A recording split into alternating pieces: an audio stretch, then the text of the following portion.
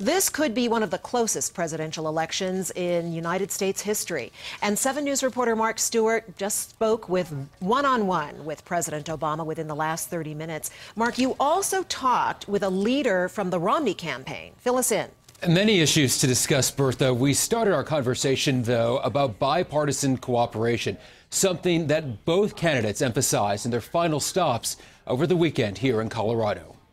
I want to start right away. I want to talk about your final visit to Colorado. You told your supporters late at night that you will be a champion of promoting bipartisan cooperation. Yet, under your watch, Congress has not passed a budget, a defense authorization bill.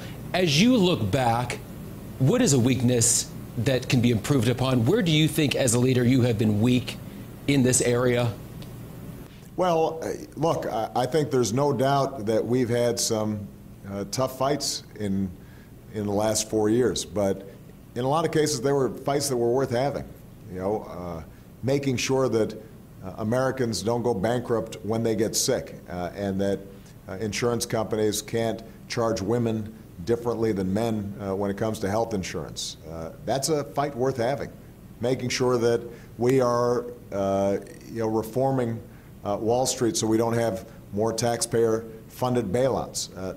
Isn't there a burden, though, on you to be a negotiator? Because without things such as a budget or a defense appropriation bill, how do you have a roadmap to move forward?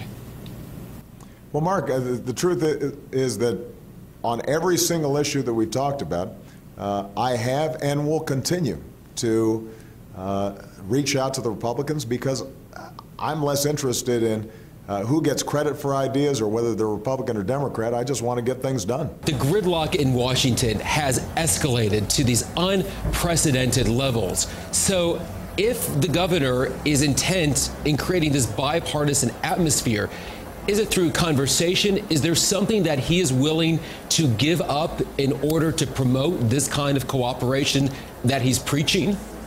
Well, I think that, that's a great question. And I think that the American people are just tired of Washington being broken. And the American people are the ones that are telling their elected officials that we want you guys to work together. We want some results. We don't want this partisan gridlock that we've seen for too many years now. And so when Governor Romney talks about his bipartisan record, people listen. So with polls closing in just hours in the end, really both campaigns reverting back to their Election Day speeches, we also talked about the Colorado marijuana amendment and global warming. More on that throughout the day here on 7 News and thedenverchannel.com. For now, live in the newsroom, Marc Stewart, 7 News. Bertha, back to you.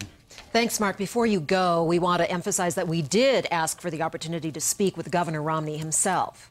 Absolutely, Bertha. Right away, we made the Romney campaign aware of our interview with the president. Logistically, being Election Day, it just was impossible, and that is why they provided a spokeswoman for us. All right. Thanks, Marc.